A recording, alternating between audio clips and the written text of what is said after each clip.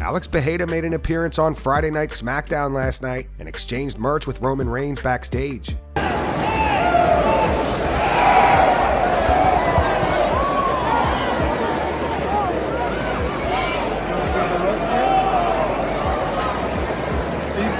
are just regular ropes covered in duct tape. Aqui, pô, machuca. He said he'd get hurt. Yeah. Vai subir ou não? Sim.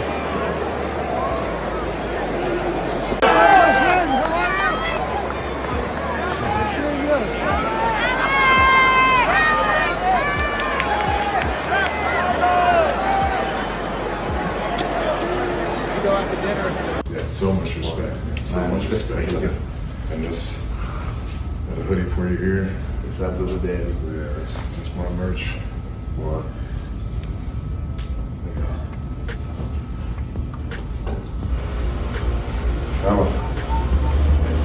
And he brought the shirt over for you. Também da coleção. This is from his collection. All-time collection. We got the biggest size we could find for you. Só você era forte. He said, because I told you you're a big guy. So you need to get him in white. You're good? I'm good.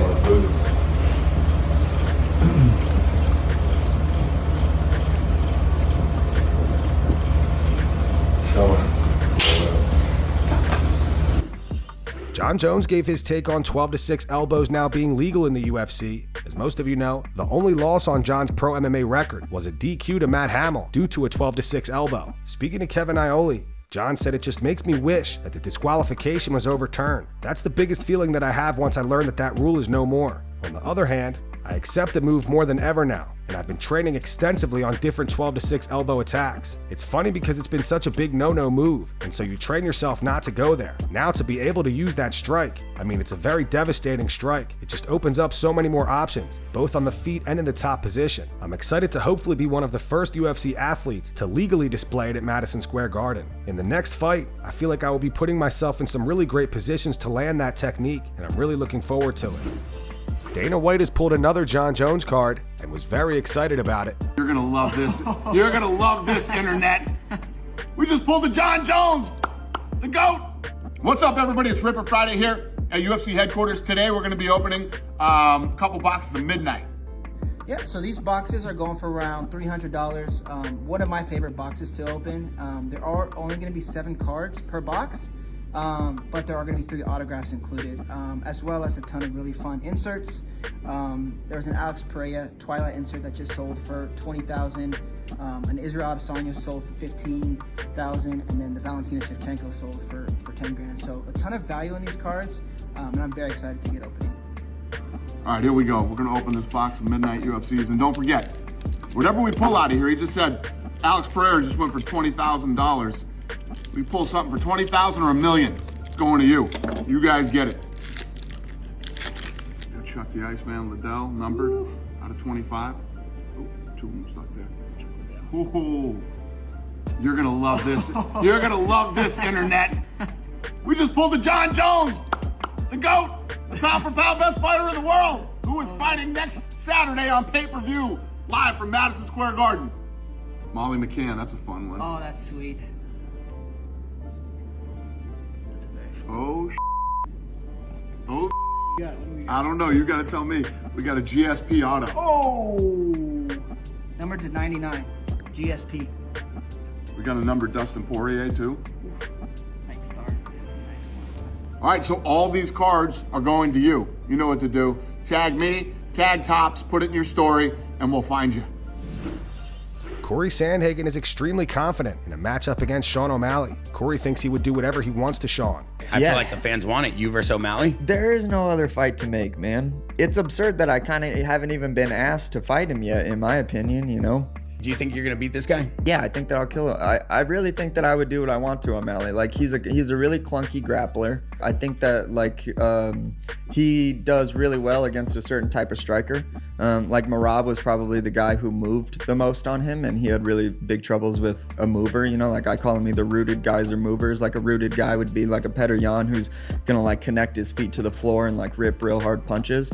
Mover guys do good against that style. He's saying that he wants to come back in March or April or whatever, whatever, like, let's do it then. Valentina Shevchenko fired back at Manon Fiorot and called her an ill-mannered first grader. Manon posted this on X. It says, "At Valentina, stop making people wait. Let's do it soon enough so I can send you to retirement and move on." Valentina fired back saying, "You lose, you retire. Deal? Ill-mannered first grader." Manon responded saying, "Deal. I'll take you seriously when you've signed the contract. Damn teacher's pet."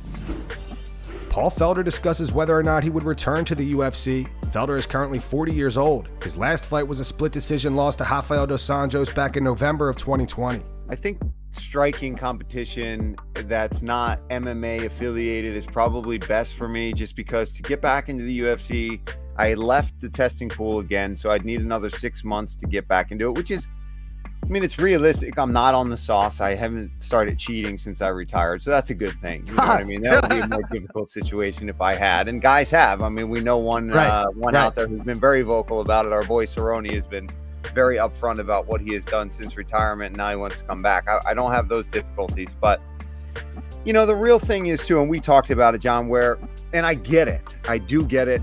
The UFC doesn't want you to come back, beat somebody, and then bounce, right? They want you to come back. If you're going to beat one of their guys, they want you to stick around. They want you at least in for a few fights. And at 40, 41 next year, obviously that's how math works. I don't know. I don't know if I have that MMA fight in me, but as far as a kickboxing or something along those rule sets, if I'm allowed to do it, that might be fun. And yeah, bare knuckle is definitely out of the question, and I think straight boxing is out of the question too, because one of the reasons I retired young was because of, you know, I want to maintain brain health. I want to be very functional for my family as I get older, and you know, boxing is worse than we think. We all agree on that, worse than an MMA fight in terms of concussions and just cumulative shots to the head. So yeah, we'll see. You know how it is. The motivation, and I'm sure Kenny understands too. You're always going to have that, like, oh man, this week I feel like a world beater. I'm super hungry. And then maybe 2 weeks from now, when that cortisone shot in my hip starts to wear off a bit and I feel like I'm 58 and not 40. My tune might change, but I feel really good now, feeling in good shape. And I don't know. I'm having fun. More importantly, I'm having fun with it. I'm having fun being in the gym, rolling again, hitting pads again, and giving advice to the young guys that are in the UFC and guys on the regional scene that look up to me. I'm finally, I feel, taking that role on of accepting that, you know, I'm somebody that these guys have looked up to when I was in my prime, and now they're entering their primes. And if I can help out a little bit, I'm starting to feel that old guy love of giving a little bit of advice and then seeing it play out is very satisfying. Renato Moicano and Gilbert Burns debate whether or not time off will help or hurt Michael Chandler and Stipe Miocic. Chandler's last fight was a third-round submission loss to Dustin Poirier back in November of 2022. Stipe's last fight was a second-round KO loss to Francis Ngannou back in March of 2021. Yesterday I saw this guy talking about Chandler. I like this fight. Chandler, no, I think he's a... Bro, you know what I think? I think you're right. I think those 2 years that Michael Chandler rest was very good for him. You know why? Because the way he fights. Yeah, very aggressive, pushing the pace all the time, getting clipped, you know. He's gonna get clipped. Anyone that he fights, the way he fights, he go crazy. And this guy don't fight for 2 years, sometimes he's good. And if he stay healthy, if he stay training, if he stay, you know, he's good. When they don't get hit, it's the same feeling that I have for Stipe Miocic. Everybody, Stipe. There is no way, brother. But look, think about my that travel that I have right now, because Stipe, freaking bro, he lost to Dos Santos. He knocked out Dos Santos back. He lost to DC. He finished DC. Ngannou. He lost to Ngannou. He beat Ngannou first. But you remember that first fight what he did with Ngannou? Yeah, he ragdolled him. You saw Dana, who came out and said that he was happy that night when Stipe beat Ngannou. Stipe beat the crap out of him, and then Ngannou beat him back and left. And this guy, for sure, he's waiting for a big fight. Okay, whatever. 3 years without fighting, brother. But at 41. But for heavyweight, sometimes he's good. That's different. Yeah. You know, but for heavyweight, like you were saying about heavyweights, you ever saw Stipe Miocic fat, out of shape? No, this guy is always in shape. Yeah, he's a firefighter. A freaking monster. Sometimes, but the way I think is... It's just for the media. Do you think he goes and saves people's houses? You know this guy goes, right? He's crazy. He goes. No. And I was in a couple of monster just got the paycheck. I was in a couple of monster appearances with this guy. This guy's in shape, bro. Like crazy. Really? Recently? Strong, bro. Strong. Big guy. And sometimes it's good that they don't fight for a while, you know. He's sometimes for sure you got the ring rust with a couple guys, but for other guys, they look very good after a little time off. So I want to see. Chael Sonnen believes that Ilia Topuria has potential to become an even bigger star than Conor McGregor. On his YouTube channel, Chael said he's got the Prime Minister of Spain watching his fights and having people filming. He's got the biggest actresses, the most successful athletes, which are football players in Spain, coming and watching him live. The guy never misses. It turns out he's as good as he said. I mean, it's going to be a short period. He's not here now, but it's a short period of time. At this trajectory, believe this or not, he's going to pass Conor McGregor. Bo Nickal says that he knew Ilia Topuria would eventually knock Max Holloway out. Bo says the better Max started doing, the worse it was for him because he started to give Ilia openings. Yeah, dude, that was awesome. I was, I'll tell you after. But yeah, I knew, I love Max. Max is awesome, but I knew Ilia was going to knock him out. Yeah, he's so good. Yeah, I think Ilia won both rounds, but the second round was closer than the first. Max started throwing those front leg teeps. Yeah. Those oblique kicks. Bro, they were doing damage. And then he just, it was honestly, you know, what was interesting is the better Max started doing, the worse it actually was for him. Because it's like, okay, he has to open up. Because otherwise, Ilia's got good defense and he's just gonna like kind of pick him apart.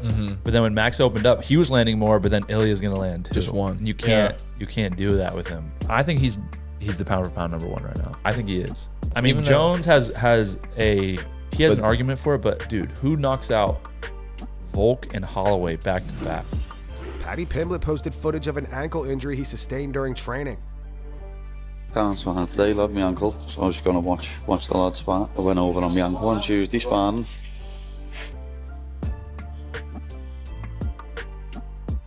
Ankle's fat, so one of them. It'll be alright next week, just can't spar today. Henry Cejudo and Mario Bautista got into it at the Legacy Fighting Alliance event. Drakkar Klose posted this footage of Mario confronting Henry to his Instagram. He wrote, "Let's make this fight at UFC at Dana White. I got my money on my boy Mario Bautista." These are great. You gotta say yes, though. I gotta say yes. Want me to take your picture? You all Can I say something? What? You can't be so damn boring, bro. Because nobody's gonna fight you like that. I won't be boring. So, there's a lot. Listen, Olympic champ, flyweight champ, bantamweight champ. What have you done? 2 losses in a row, 7 fight wins. Okay, but look who I lost to.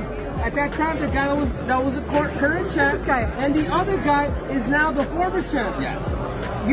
Are you gonna not grab? What are you gonna do? Are you gonna stick against the cage like you did with Aldo? I don't think you'll stay there, but it'll be. I won't stay there. Exactly. I won't stay there. I have a meeting with Hunter, and whatever Hunter wants, he can do it. Whatever Hunter wants. Yeah, whatever Hunter wants, because you know what? I want it all Valley. Of course, there's a lot of people that I want. There's a big ass. Take the fight. You and we'll do haven't done anything. Yeah, come on. You haven't done anything. Anyway, we're stopping. Olympic champ, flyweight champ. And that's going to wrap it up for the news. Thanks for watching. For daily MMA news and content, subscribe to Full Mount MMA and click the bell icon to be notified when we post videos. Here are the 3 top comments from last video. The first one's from Noel. It says, "Would be funny if Stipe wins and retires, ruining Aspinall and Jon Jones at the same time." The second one says, "Jones legacy, drug cheat, wife beater, robbery decision to Reyes, ducked Francis and Tom, most inactive heavyweight champion ever. Wow, truly a legend of the sport." And the final one says, "Jon Jones acts in an extremely unlikable manner and then feels genuinely aggrieved when people don't like him." Those were the 3 top comments from last video. If you want to be featured in the next one, all you have to do is comment down below. And if you missed yesterday's news, click the video on screen right now to get caught up.